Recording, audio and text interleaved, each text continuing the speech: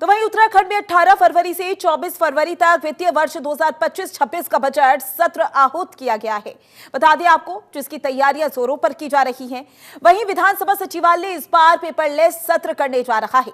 इस बार क्या रहेगा बजट में, इस पर हमारे संवाददाता हरीश खनेड़ा ने वित्त मंत्री प्रेमचंद अग्रवाल से खास बातचीत की है। क्या कुछ कहा, वो सुनिए।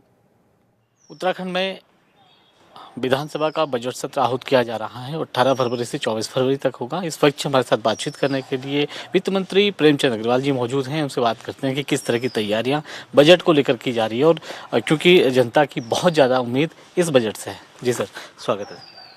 किस तरह का बजट होगा सर, किस तरह की तैयारी?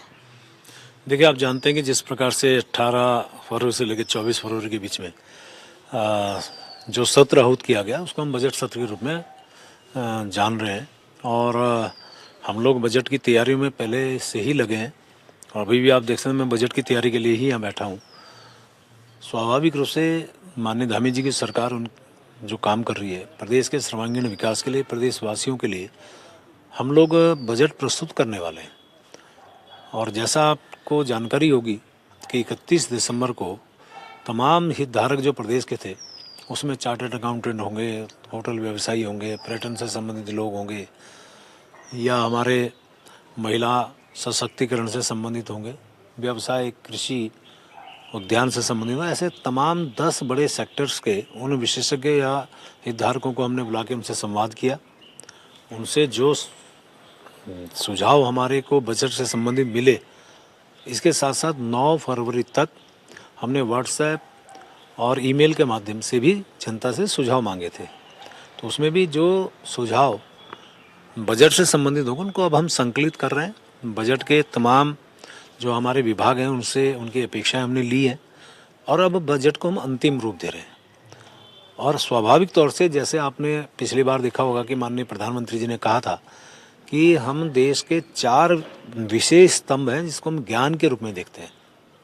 GYAN, जी का मतलब गरीब, वाई का मतलब युवा, A फॉर अन्नदाता यानी किसान और N फॉर नारी। उसी की थीम पे केंद्र का बजट अभी भी प्रस्तुत हुआ और स्वाभाविक रूप से प्रधानमंत्री जी का कथन कि यदि 4 स्तंभों पे हमने काम कर दिया तो देश का विकास होगा।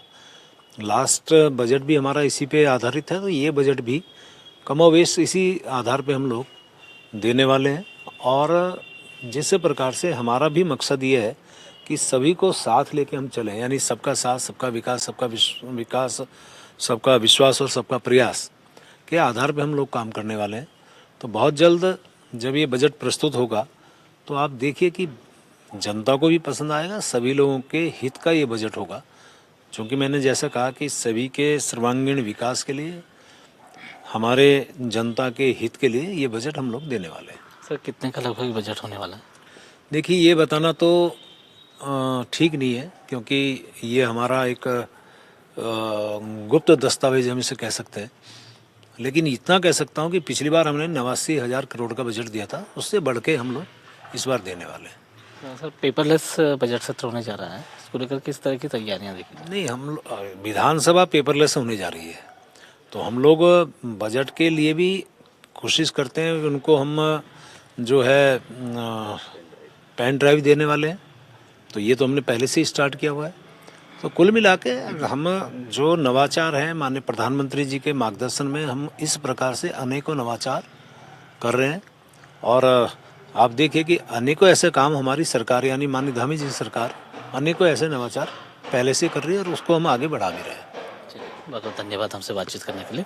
तो ये थे वित्त मंत्री प्रेमचंद अग्रवाल जी, जिन्होंने सीधे तौर पर बताया कि सभी को साथ लेकर के बजट बनाया जा रहा है ताकि जो हर एक व्यक्ति हो उसको इसका लाभ मिल सके। अपने सहयोगी रोहित कुमार के साथ हरीश खनेड़ा, जनतन टीवी, देहरादून।